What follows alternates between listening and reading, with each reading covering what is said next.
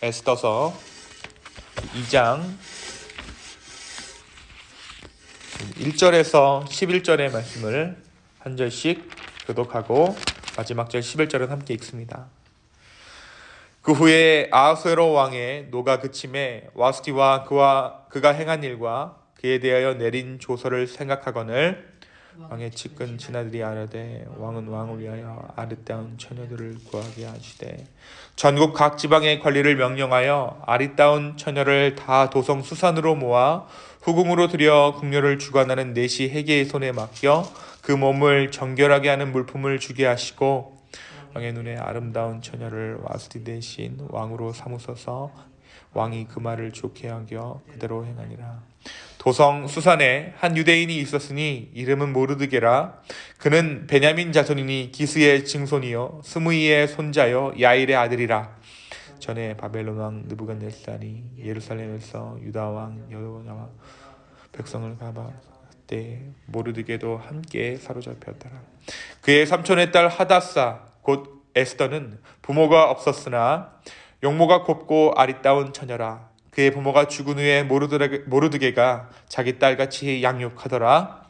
왕의 조서와 기능이 반포됨에 처녀들이 도성 수산에 많이 모여 헤게 수하에 나아갈 때에 에스더도 왕궁으로 이끌려가서 궁녀를 주관하는 헤게 수하에 속하니 헤게가 이 처녀를 좋게 보고 은혜를 베풀어 몸을 정결하게 할 물품과 이름품을 곧 주며 또 왕궁에서 의뢰주는 7 궁녀를 주고 에스더와 그 궁녀들을 후궁 아름다운 처소로 옮기더라.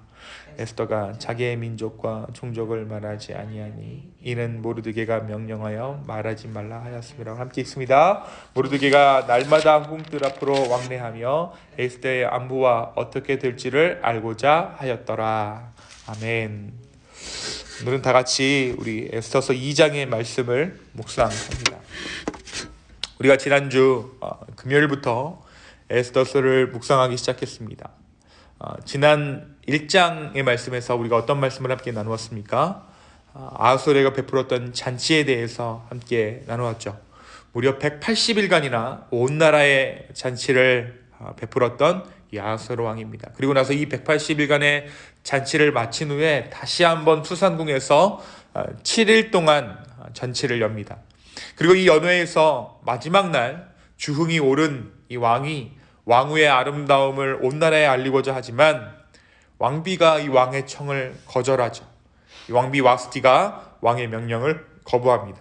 이에 아하수에로 왕이 분노합니다. 그리고 결국 분에 이기지 못한 아하수에로 왕이 신하들의 제안대로 왕후 와스티를 폐위하고 나라에 조서를 내려 각 가정의 남편들의 권위를 세워줄 것을 명하기에 이릅니다. 오늘 말씀 2장 1절에 등장하는 그 조서를 생각했다라는 말씀이 등장하는데 여기서 말하는 이 조서란 왕이 내린 조서죠. 각 가정 가운데 남편의 권위를 강화하고 이 와스티를 폐위하는 이 조서를 이야기합니다. 이 1장과 2장 사이의 간격에서 한 4년의 시간이 있었는데 이 아하수에로가 꿈에 그리던 그리스 정복에 나섰지만 실패합니다. 그리고 이 관리들은 자기들이 왕후의 폐위를 제안했기 때문에 그 조서를 제안했기에 혹시라도 전쟁에서 패한 이 아하수에로 왕이 자기들에게 화살을 돌릴까봐 그 조서에 대한 책임을 물을까봐 마음 가운데 두려움이 일어요. 그래서 어떠한 제안을 합니까? 오늘 말씀 가운데 보니까 새로운 왕후를 드릴 것을 이들이 다시 한번 제안하게 됩니다. 결국 이 전쟁에서 패한 이 아하수에로 왕의 마음을 위로하고자 이번에도 주변 신하들이 나선 것이죠. 이 4년간 비어져 있던 왕비의 자리에 누군가를 채워서 왕의 마음을 진정시키려고 했던 것입니다. 이제 나라 전국에서 젊고 아리따운 처녀를 물색해야 했고 그들을 뽑기 위해 관리가 임명되었습니다. 신하들은 새로운 왕후를 간택할 것을 제안합니다. 이때 도성수산에는 베냐민 지파 사람인 모르드게가 살고 있었는데 그의 혈통을 보면 우리가 누구의 혈통인 것 같습니까? 우리 5절에 보니까 도성수산에 한 유다인이 있으니 이름은 모르드게라. 그는 베냐민 자손이니 기스의 증손이요 스무이의 손자여 야일의 아들이라. 아마도 사울 왕의 후손인 것 같아요. 사울의 집안인 것 같습니다. 베냐민 지파의 이 기스의 증손, 시므이의 손자. 근데 이 모르드게가 사촌이 있었는데 에스더라는 사촌이 있었어요. 그녀 역시 베냐민 지파고 그녀에게는 아버지인 아비하일이 있었으나 그 아버지가 일찍 죽고 맙니다. 그래서 이 모르드게가 친아버지 이상으로 에스더를 양육하고 보호해주고 있었다라고 7절 말씀 가운데 기록하고 있어요. 7절에 보니까 그의 삼촌의 딸 하다사 곧 에스더는 부모가 없었으나 용모가 곱고 아리따운 처녀라. 그의 부모가 죽은 후에 모르드게가 자기 딸같이 양육하였더라. 이제 새 왕후를 뽑기 위한 조서가 발표되자 수많은 처녀들이 도성인 수선에 몰려듭니다. 물론 에스더도 참가하게 되었죠. 이들은 왕궁에서 내시인 헤게의 가르침을 받으며 1년을 준비해야 했습니다.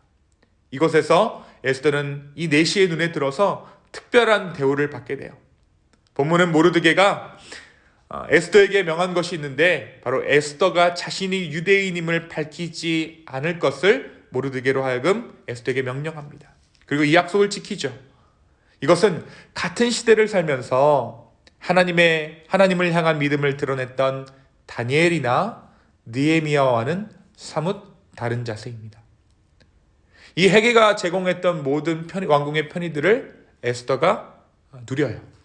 그리고 스스로도 이름을 하다사, 그러니까 유대인의 이름이 아닌 이 바사 땅의 이름으로 그를 소개합니다.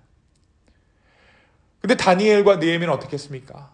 다니엘은 매일 3번 기도했고 정말 그 믿음을 지키고자 왕이 주는 모든 것들을 왕이 주는 식물을 먹지 않았던 것이 다니엘이고, 또 느헤미야는 어떻습니까?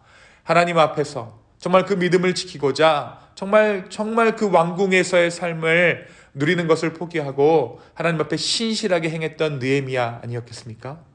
그런데 오늘 보면 이 에스더는 여태까지 소개되었던 그 믿음의 사람들과는 조금 다른 삶의 모습을 취하고 있습니다. 결국 이 에스더가 왕후로 간택되어집니다. 이때 모르드게는 우연히 왕의 신하들이 왕의 암살 음모를 꾸미는 것을 이렇게 우연히 듣게 돼요. 그리고 그것을 왕후 에스더에게 제보합니다. 결국 이 음모 사실이 확인됨에 따라 암살 음모를 꾸민 자들을 나무에 달아 처형하고 이 사건은 궁중 기록에 남겨지게 됩니다. 이것이 에스더서 2장이 전해주고 있는 오늘 말씀의 내용입니다. 사랑하는 성도 여러분, 오늘 말씀은 우리에게 무엇을 말해주고 있을까요? 우리가 1장의 말씀을 묵상하면서도 나누었지만 이 에스더서의 특징이 무엇입니까? 하나님이라는 단어가 전혀 기록되어져 있지 않은 성경이 이 에스더서입니다. 또 우리가 1장을 통해서도 이야기했지만 에스더서의 특징은 도드라지는, 드러내고 믿지 않는 믿음의 삶을 살지 않았던 자들 가운데 신실하게 일하시는 하나님을 보여주는 성경이에요. 오늘 말씀에서도 에스더는 자기의 이름을 숨기죠. 유대인의 이름을 숨깁니다. 또 모르드게의 조언대로 유대인의 신분을 마지막까지 숨겨요. 같은 시대에 왕이 주는 먹을 것을 거부하며 사자굴에 들어갔던 다니엘과 세 친구, 그리고 그의 마음에 조국 이스라엘로 인한 근심 어린 낯빛을 왕 앞에 보임으로 이스라엘의 총리로 등용된 느헤미야와는 사뭇 다른 모습입니다. 모르드게는 아무것도 모른 채 다만 왕후를 간택하는 데 있어 신분상의 불이익을 당할까 두려워하여 에스더로 하여금 자기의 출신을 숨기게 합니다. 그러니까 어떤 이스라엘을 구하기 위한 명분이 아니라 에스더를 왕으로 만들기 위해서 그가 그렇게 했던 것이에요. 그러나 그 안에서 하나님께서 일하십니다. 인간의 술수대로, 인간의 계략대로, 인간의 계산대로 일하는 상황 같지만 이 안에서 하나님께서 신실하게 이루고 계심을 오늘 말씀 가운데 우리가 발견할 수 있는 것이죠. 사랑하는 성도 여러분, 저와 여러분이 지금 살고 있는 이 시대 가운데 많은 사람들이 교회라는 이름을 가지고 드러내고 사역하고 선교사라는 이름으로 세계 여러 곳에 귀한 삶을 살아내고 있습니다. 그러나 하나님의 일은 그들만을 통해 이루어지는 것이 아닙니다. 하나님을 전혀 모르는 사람을 통해서도 하나님은 일하시고 또 바로 저와 여러분처럼 세상 가운데 살아가는 보통의 사람들을 통해서 하나님의 놀라운 일들을 진행시켜 나가신다라는 것을 오늘 우리가 말씀 가운데 확인할 수 있는 것이죠.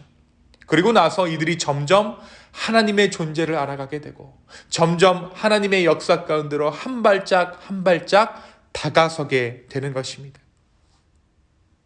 오늘은 우리는 전혀 알 수 없지만, 전혀 알아차릴 수 없지만 주님은 이 역사를 통해서 또 보통의 날을 살아가는 우리를 통해 하나님의 일을 이루십니다. 오늘 모르드게를 통해서 왕의 암살 계획을 알게 하시는 것 또한 그들의 눈에는 우연으로 보일 수 있을 것이에요. 모르드게 또한 그 일을 우연이라고 생각했을지 모릅니다. 하지만 오늘 말씀을 묵상하는 저와 여러분은 이 모든 섭리 뒤에 하나님이 계심을 인정하지 않을 수 없습니다. 다니엘처럼 느헤미야처럼 믿는 것도 믿음이지만 또 그 인생은 그 인생대로 하나님 앞에 쓰임받지만 저와 여러분이 살아가는 오늘 하루에도 보통의 삶처럼 살아가는 오늘 하루에도 주의 섭리는 멈추지 않습니다. 사랑하는 기쁨의 교회 성도 여러분, 믿음의 일은 내가 알 수 없는 사이에 이루어지고 있습니다. 나의 생각을 넘어서 나의 계획을 넘어서 내 삶을 통해 주님은 오늘도 하나님의 일들을 써내려가고 계세요. 다만 오늘 우리가 구해야 할 것이 무엇입니까? 다만 오늘 우리가 구해야 할 것은 우리의 삶 가운데 하나님께서 일하실 때에 우리의 욕심이 주님의 일을 가리우지 않기를 소망하는 이 아침 되기를 원합니다. 하나님의 통로가 되면서도 내 인생이 하나님의 통로로 쓰임을 받으면서도 비참하게 살아갈 수 있어요. 하나님의 통로가 되면서도 내 삶을 통해 하나님의 일이 흘러감에도 불구하고 내 삶에 하나님의 섭리가 흘러가는 데에도 내 욕심대로 살면 만족과 여유 없이 살아가게 되는 것이죠. 여러분, 하나님의 섭리가 내 삶을 통해 흘러갈 때에 그 하나님의 섭리로 말미암아 우리의 마음 또한 주님께서 허락하시는 은혜가 있기를 소망합니다. 하나님의 일이 우리 가운데 정말 충만히 임했을 때 우리도 그 하나님의 섭리 가운데 동참하여서 우리의 마음이 정말 주 안에 온전하여지고 우리의 마음이 충만하여지는 오늘 이 아침 되기를 예수님의 이름으로 축원합니다. 그것이 바로 주님과 동행하는 삶입니다. 나는 알 수 없지만, 나는 계획하지 않았지만 여전히 신실하게 일하시는 그 하나님의 열심을 오늘 우리가 우리의 삶을 통해 깨닫게 되기를 소망합니다. 우리가 어제 말씀을 통해서 무엇 나누었습니까? 하나님께서 지금 최선을 다하고 계세요. 하나님께서 최선을 다하고 계시는 그 구원의 섭리 가운데 우리의 뜻이 만나는 그 순간이 아멘의 순간이라고 우리가 어제 말씀 가운데 나누었습니다. 주님께서 주시는 그 마음을 따라서 우리가 아멘할 때에 성령 하나님께서 오늘 우리의 삶을 붙잡아 주실 줄로 믿습니다. 그 주님과 동행하는 저와 여러분 되기를 예수님의 이름으로 축원합니다. 이 시간 함께 기도하겠습니다. 주님, 오늘 이 아침에 하나님께서 허락하신 주님의 은혜가 족합니다. 주여, 그 은혜를 쫓아 주 앞에 기도하는 이 모든 시간 성령 하나님 우리 가운데 응답하여 주시고 말씀하여 주시옵소서. 아버지 하나님, 피곤한 육체를 이끌고 주 앞에 나와 기도하는 성도들이 있습니다. 주님, 그들의 인생 가운데 응답하여 주시고 하나님의 뜻을 밝히 그 인생들 가운데 보여 주시옵소서. 설령 우리가 볼 수 없고 알 수 없는 하나님의 섭리더라도 그럼에도 불구하고 하나님께서 신실하고 이루고 계심을 우리가 믿습니다. 주님, 오늘 그 신실하게 일하시는 그 하나님을 따라 우리도 신실하게 이 하루를 살아갈 수 있도록 주의 축복 더하여 주시옵소서. 감사합니다. 이 모든 말씀 살아계신 예수님의 이름으로 기도하였습니다. 아멘.